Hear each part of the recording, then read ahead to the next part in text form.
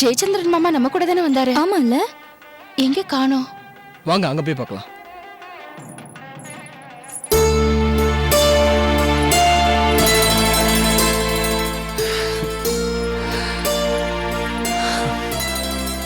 அக்கா மாமா அங்க இருக்காரு.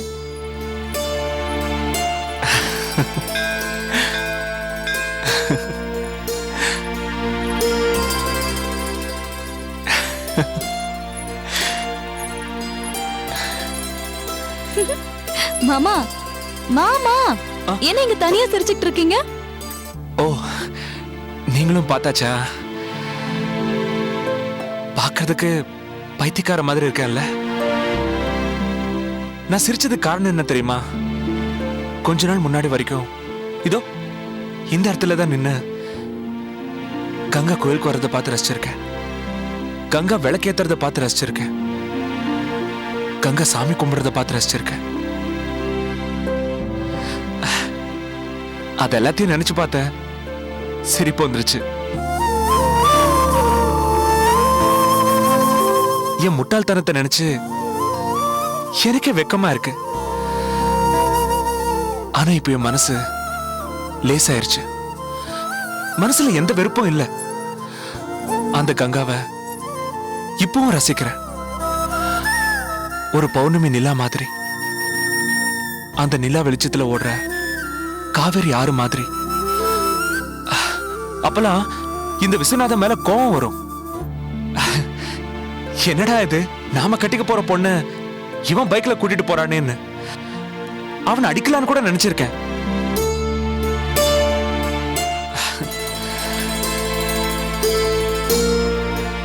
ஆனா விசு இப்ப எனக்கு பெஸ்ட் ஃப்ரெண்ட். கங்காவுக்கு நான் கொடுக்க வேண்டிய பாதுகாப்ப விசுதான் கொடுத்துட்டு இருந்தான். அதை நினைச்சு எனக்கு ரொம்ப பெருமையா இருக்கு. சரி வாங்க மாமா, உள்ள போய் சாமி கும்பிடலாம். Sorry sorry sorry, I am extremely sorry. கொஞ்சம் லேட் ஆயிடுச்சு. வாங்க கலெக்டர் சார், வசமா மாட்டிக்கிட்டீங்களா? எங்க அக்கா கோச்சிங் கிளாஸுக்கு 5 நிமிஷம் லேட்டா வந்ததுக்கே 2 மணி நேரம் வெயிட் பண்ண வச்சீங்கல்ல. இப்ப நீங்களே லேட்டா வந்திருக்கீங்க. உங்களை யார் பனிஷ் பண்றது? கங்கா, நான் வேணா வெளில வெயிட் பண்ணட்டுமா? Good idea. ஏய் சும்மா ரெடி. அவர்தான் சாரி சொல்லிட்டார்ல. இவர்தான் மிஸ்டர் ஜெயச்சந்திரன், தெரியும்ல? இவர எனக்கு ஏற்கனவே தெரியுமே. இவர் உங்களுக்கு தெரியும் போது இருந்த சூழ்நிலை வேற, இப்ப தெரிஞ்சுக்கிற சூழ்நிலை வேற. இப்ப இவர்தான் என்னோட கார்டியன், வெல்விஷர். என்னோட முறை மாமனா இவரை உங்களுக்கு அறிமுகப்படுத்துறேன். மாமா, இவர்தான் கலெக்டர் செல்வக்கண்ணன். இவரை கலெக்டரா உங்களுக்கு தெரியும். ஆனா இப்ப உங்க மாமா பொண்ணு கங்காவை கட்டிக்க போற மாப்பிள்ளையா அறிமுகப்படுத்துறேன். ஹலோ ஜெயச்சந்திரன். ஹலோ சார், எப்படி இருக்கீங்க? நல்லா இருக்கேன். கலெக்டர் சார், எங்க குடும்ப வழக்கப்படி ஒரு பொண்ணுக்கு கல்யாணம்னா அந்த பொண்ணோட முறை மாமன் தான் பொண்ணு கையை பிடிச்சு மாப்பிள்ளை கிட்ட கொடுப்பாரு. அதே மாதிரி எங்க மாமா ஜெயச்சந்திரன் தான் எங்க அக்கா கையை பிடிச்சு உங்ககிட்ட கொடுப்பாரு. சார், இந்த நல்ல காரியம் எப்போதும் நடந்திருக்க வேண்டியது. இடையில நடந்த சில கசப்பான சம்பவத்தால எல்லாமே மாறி போச்சு. ஜெயச்சந்திரன் மட்டும் மாறலன்னா எதுவுமே மாறி இருக்காது. கங்கா சந்தோஷத்துக்காக தான் மனசை மாத்திக்கிட்டது இல்லாம கங்கா கல்யாணம் நடத்தணும்னு உறுதியா இருக்காரு. உண்மையிலே நீங்க 2 பேரும் கொடுத்து வச்சவங்க தான். உங்ககிட்ட ஒரு முக்கியமான விஷயத்த சொல்லணும். உண்மையிலேயே ஜெயச்சந்திரன் மாமா அரிசியை கடத்தல. அவங்க மில்லுல வேலை பார்க்குற பொன்னுசாமி தான் ரேஷன் அரிசியை கடத்திட்டு மாமா மேல பழிய போட்டுட்டான். நல்ல வேளை அந்த ஆள் போலீஸ்ல சரண்டர் ஆனதுனால தான் மாமா நிரபராதின்னு வெளியில வர முடிஞ்சது. கங்கா, நீ சொல்றத நானும் கேள்விப்பட்டேன். மிஸ்டர் ஜெயச்சந்திரன், நடந்த சம்பவத்துக்காக உண்மையிலேயே நான் வருத்தப்படுறேன். I'm sorry. பரவாயில்ல, நீங்க ஏன் வருத்தப்படுறீங்க? அந்த சூழ்நிலையில யாரா இருந்தாலும் அப்படிதான் பண்ணிருப்பாங்க. அந்த நேரத்துல உங்ககிட்ட நான் தான் முரட்டுத்தனமா நடந்துக்கிட்டேன். அதுக்கு நான் உங்ககிட்ட மன்னிப்பு கேட்டுக்கிறேன்.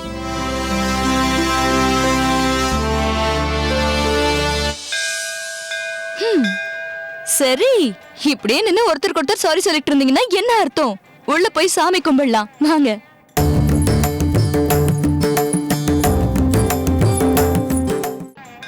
धनं धान्यं वशुं बहुपुत्रलाभं संवत्सरं दीर्घमायुः दीर्घायुरस्तु मे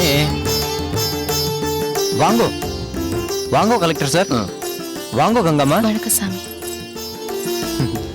யாருக்கு கங்கம்மா இருக்குதுன்னு ஆமா. सह कुटुंबस्य क्षेमस्थैर्य वीर्य विजय आयुः आरोग्य ऐश्वर्याणाम् अभिवृद्ध्यर्थं धर्मार्थ काममोक्ष चतुर्विध बल पुरुषार्थ सिद्ध्यर्थं श्रीमन् राजराजेश्वरी नमो नमः अष्टोत्तर पूजितां च करिष्ये ॐ सर्वमङ्गलमाङ्गल्ये शिवे सर्वार्थसाधके शरण्ये त्र्यम्बिके गौरी नारायणि नमोऽस्तुते श्रीमन् राजराजेश्वरी नमो नमः एकहारति कर्पूरनीराजनं दर्शयामि धनं धान्यं वशुं बहुपुत्रलाभं सदसं वश्चरं दीर्घमायुः दीर्घायुरस्तु मे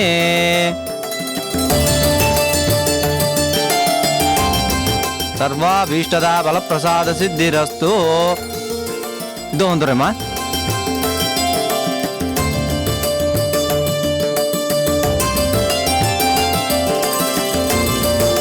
இந்தாம்மா அக்காவுக்கு போட்டு விடு கலெக்டர் சார் இன்னைக்கு முதல் மரியாதை உங்களுக்கு தான். எனக்கு வேண்டாம் கங்கா, இன்னைக்கு முதல் மரியாதை இவருக்கு தான் கொடுக்கணும்.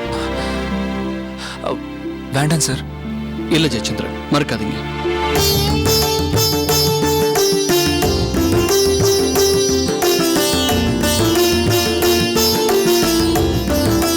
இந்த மாவட்டத்து கலெக்டர் நீங்க, உங்களுக்கு மாலை இல்லைன்னா எப்படி? இதோ வந்துடும் இருக்கும். சர்வாபீஷ்ட சித்திரஸ்து. நீங்க ரெண்டு பேரும் நன்னா க்ஷேமமா கல்யாணம் பண்ணிட்டு தீர்காஷோட இருக்கணும்.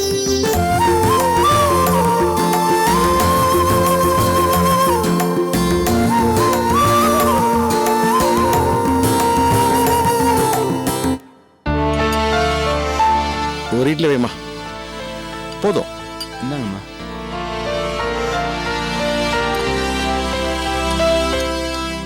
போதும். அப்பா, அந்த ஜெயச்சந்திரன் உங்களுக்கு தெரியலப்பா? ஏன்பா தெரியாது?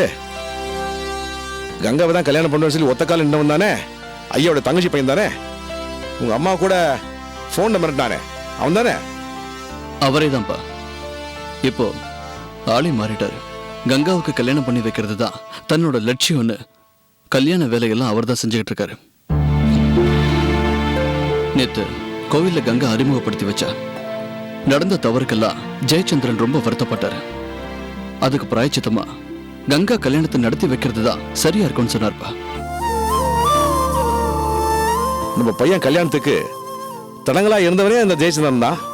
அவனே இப்படி மாறிட்டான்னா என்னால நம்பவே முடியல. ஆமாங்க, நானே பார்த்திருக்கேன். நான் எப்ப ஐயா வீட்டுக்கு போனாலும் அந்த பையன்தான் கல்யாண வேலையெல்லாம் இழுத்து போட்டு செஞ்சுக்கிட்டு இருக்கான். அவன் ரொம்ப மாறிட்டாங்க.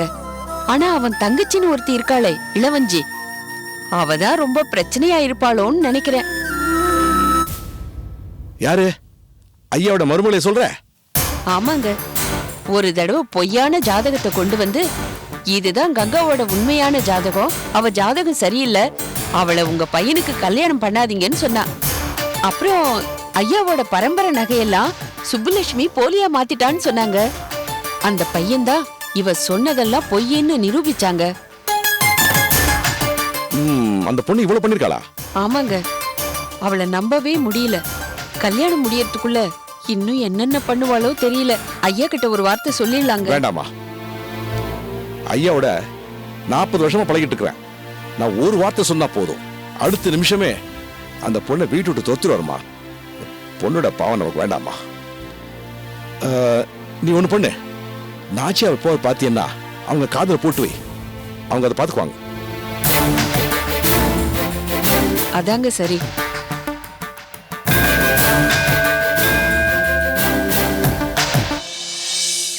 அம்மா வணக்கம்மா. நல்லா இருக்கீங்களா? நல்லா ஐயா நல்லா இருக்காரா? நல்லா இருக்காரு. வரேம்மா. சரி.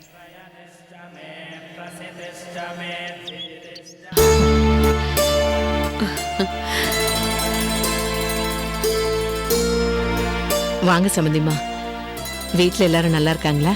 எல்லாரும் நல்லா இருக்காங்க. ஐயா எப்படி இருக்காரு? ஐயா உடம்பு பரவாயில்லையா? ஐயா நல்லா இருக்காரு. இப்ப அவருக்கு கங்கா கல்யாணம் நல்லபடியா நடக்கணும். அதான் அவரோட ஆசை.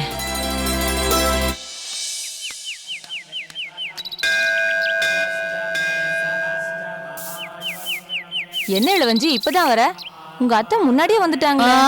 அத்தையை பார்க்க தான் வந்திருக்கேன். நீங்க உங்க வேலையை பார்த்துட்டு போங்க.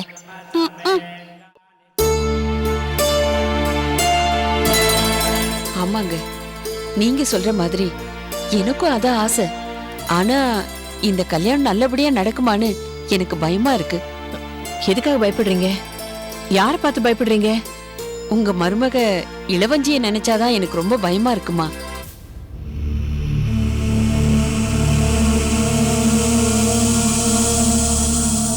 இளவஞ்சியை நினைச்சு பயப்படுறீங்களா? அவளால என்ன செய்ய முடியும்? அவ சின்ன பொண்ணு இல்லையா?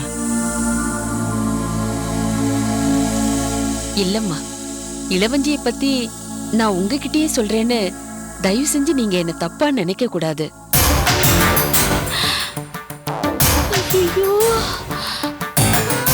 என் பையனுக்கும் கங்காவுக்கும் கல்யாணம் பண்றது உங்க மருமகளுக்கு பிடிக்கலம்மா.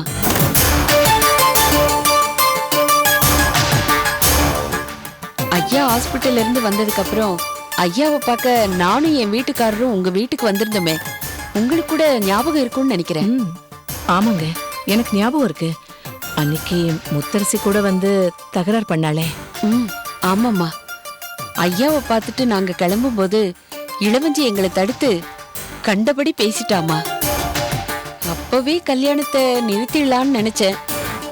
என் வீட்டுக்காரர் தான் என்னை சமாதானப்படுத்திட்டாருமா. இந்த கற்பகம் பொல்லாதவளா இருக்காளே, எல்லாத்தையும் ஞாபகம் வச்சுக்கிட்டு அப்படியே போட்டு கொடுக்கறாளே. இப்போ சமீபத்துல ஒரு நாள் உங்க மருமகளும் அவ கூட சுத்திட்டு இருப்பாளே, அவ பேர் கூட மங்க. அவங்க 2 பேரும் என்ன கோயில்ல வந்து பார்த்தாங்க. கங்காவோட ஜாதகம்னு சொல்லி ஒரு தப்பான ஜாதகத்தை கொண்டு வந்து காட்டினாங்க. அத நான் நம்பலம்மா. ஐயோ, உன்னை விடாம சொல்ற. இவளை நம்பி நான் ஏமாந்துட்டேனே. என்னம்மா சொல்றீங்க? இளவஞ்சி இவ்வளவு பண்ணிருக்காளா? அது மட்டும் இல்லம்மா, அட்சய திதி அன்னைக்கு ஆயக்குடி வீட்டுல ஐயாவோட பரம்பரை நகைன்னு சொல்லி எனக்கு ஒண்ணு கொடுத்தாங்க. அத இவங்க 2 பேரும் போலி நகைன்னு சொல்லிட்டாங்க. அப்புறம் இவங்களே ஒரு பத்தர்கிட்ட என்ன கூட்டிட்டு போனாங்க. அவனும் அத போலி நகைன்னு சொல்லிட்டான். சுப்புலட்சுமி வீட்டுல இருந்த நகையெல்லாம் சோதிச்சு பார்த்தப்போ அதெல்லாம் சொக்க தங்கன்னு தெரிஞ்சுதுமா.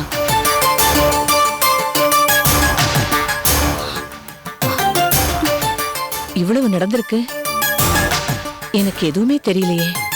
நீங்க ஒரு வார்த்தை முன்னாடியே என்கிட்ட சொல்லிருக்கலாமே. உங்க மருமகளை பத்தி சொல்ல வேண்டாம் தான் இருந்தேன். எனக்கு இப்ப பயம் வந்துடுச்சு. உங்க மருமக இன்னும் என்னென்ன பண்ணுவாளோ, கல்யாணத்தை ஒழுங்கா நடத்த விடுவாளோ என்னவோ தெரியல. அதான் வேற வழி இல்லாம தான் உங்ககிட்ட சொல்லிட்டேன். நாச்சியம்மா என்ன மன்னிக்கணும். ஐயோ, அப்படிலாம் ஒண்ணும் இல்ல. இனிமே எதுக்காகவும் இளவஞ்சியை பத்தி நீங்க கவலைப்படாதீங்க, நான் பாத்துக்கிறேன். சரி வாங்க.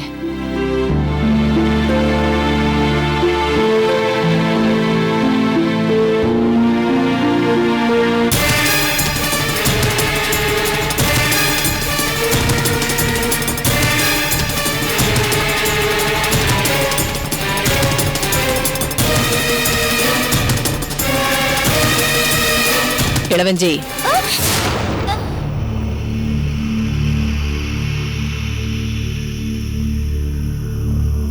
இங்க வா.